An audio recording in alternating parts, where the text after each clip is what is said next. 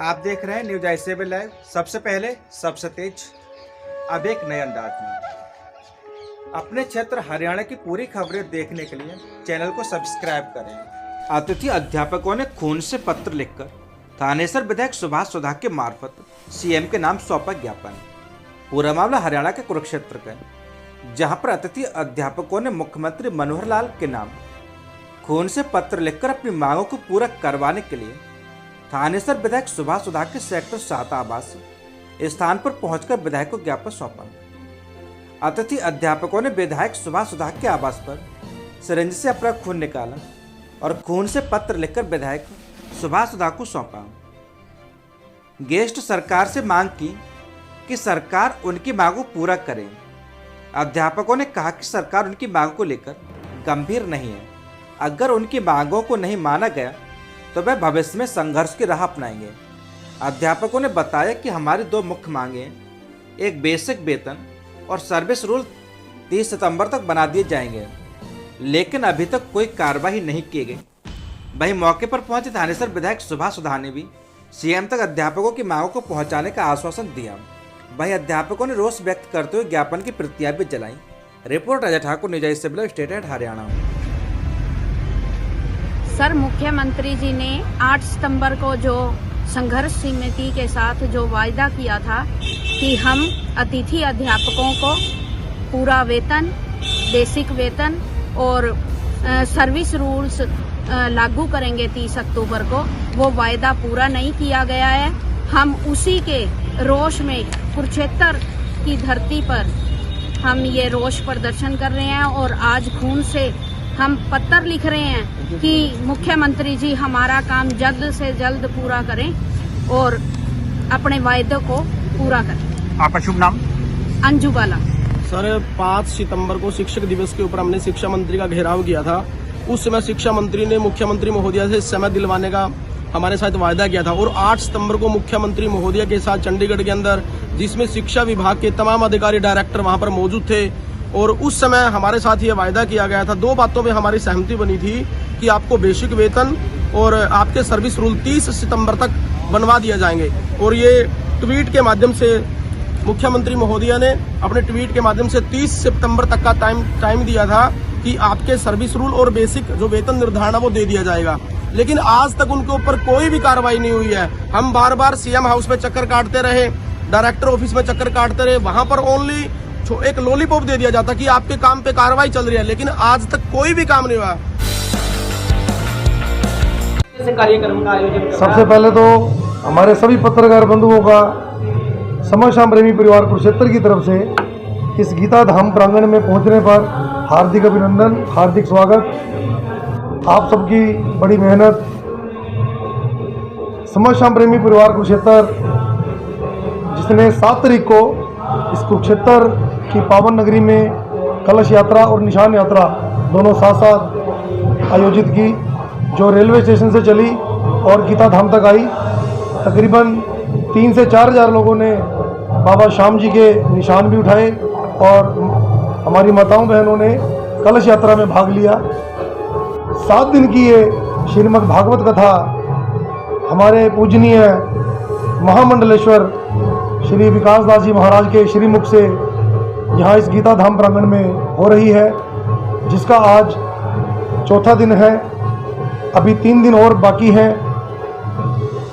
भक्तों की जब हमने पूछा भक्तों से तो वो कहने लगे भी हमने भागवत कथा तो बहुत सुनी, लेकिन जो डिटेल के अंदर जो उन्होंने मतलब अंदर तक की बातें जो भागवत कथा से जुड़ी हुई हर संत नहीं बता पाता, हमारे पूजनीय महाराज जी ने वो बातें भी बताई जो शायद उन्होंने सुनी ही पहली बार।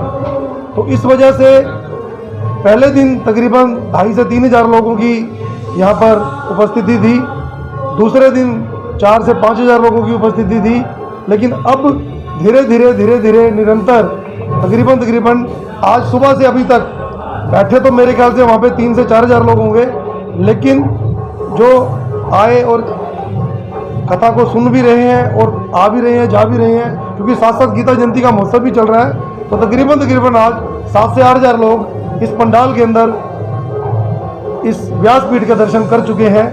जिसमें से काफ़ी भगत तो अभी भी बैठे बाबा श्याम जी का दीदार कर रहे हैं, व्यासपीठ से महाराज श्री के मुख से भागवत कथा सुन रहे हैं और काफ़ी भगत गीता जयंती का भी आनंद ले रहे हैं। तो ये मिला जुला जो है संगम गीता जयंती का भी और इस श्रीमद् भागवत कथा का भी इस गीता धाम में देखने को मिल रहा है। तो बड़ा ही अच्छा मतलब संयोग कि इस गीता जयंती के पावन अवसर पर जो अंतर्राष्ट्रीय गीता जयंती इस कुरुक्षेत्र में बनाई जाती है, तो इसका बड़ा ही अच्छा संयोग बना कि श्रीमद् भागवत की कथा भी यहाँ हो रही है, जिसका संपूर्ण 14 दिसंबर को होगा, जिस दिन मोक्षदायिनी एकादशी है, उसी दिन समापन इस भागवत कथा का होगा। मेहमान शामिल हो रहे हैं, कहाँ से? मुख्य अतिथि तो ऐसा है जी, हम शायद बयान ही ना कर पाए। आज सुबह ही हमारे प्रांत हरियाणा प्रांत के प्रचारक श्री विजय जी आरएसएस के, वो आज सुबह महाराज श्री से मिलने आए। कल रात्रि में इंद्रेश जी वो भी महाराज श्री से मिलने आए और इसी के साथ साथ हमारे मंत्री ओपी यादव जी, गौर रक्षा सेवा के हमारे श्रवण गर्ग जी, इसी तरह मतलब इतनी महान हस्तियाँ जिनके मैं शायद नाम भी नहीं आपको सारे गिनवा पाऊँगा। अभी हमारे पानीपत के डिप्टी कमिश्नर साहब सारवन जी वो भी मिलकर गए हैं महाराज श्री से। तो रोज़ ही कोई ना कोई, जब से ये यहाँ पर कथा शुरू हुई है, तकरीबन हर दिन 8 से 10 महान हस्तियाँ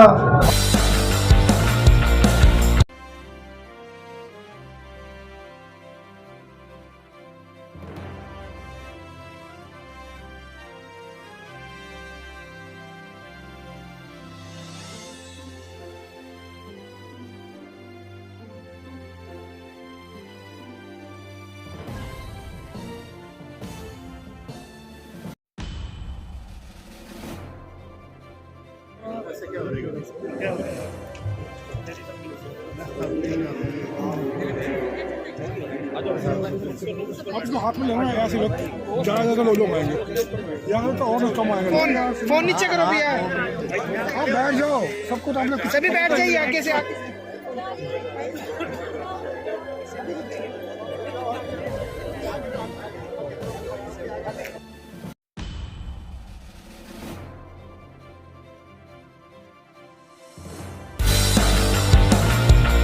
हरियाणा का धर्मनगरी कहे जाने वाले कुरुक्षेत्र में श्रीमद् भागवत गीता वरिष्ठ माध्यमिक विद्यालय के 1974 के बैच, जिन्होंने सन 1974 में 10वीं कक्षा पास की थी, वह पुराने सहपाठी 47 वर्षों के उपरांत इकट्ठे किए और आपस में मिलन समारोह का आयोजन किया, जिसमें लगभग 50 के करीब विद्यार्थी इकट्ठा हुए। जमुनानगर गुड़गांव कुरुक्षेत्र कैथल के विद्यार्थियों का बिखरे हुए मोतियों की माला को पिरोया गया, जिसे जोड़ने का कार्यभार पूर्ण रूप से राकेश कुमार विधाता प्रॉपर्टी डीलर जवानों ने किया। इन्हीं की मेहनत से आज इतने पुराने 47 वर्ष पुराने सहपाठी एक थे। वे इसमें समय के कुछ अध्यापक तथा तत्कालीन प्रधानाचार्य उपस्थित रहे। रिपोर्ट सोहनलाल न्यूज से बिलाय कुरुक्षेत्र। हाँ जी सर, ये जो आज आपने एलुमिनी रखी है एसएमबी गीता स्कूल में, इसका मुख्य उद्देश्य क्या था?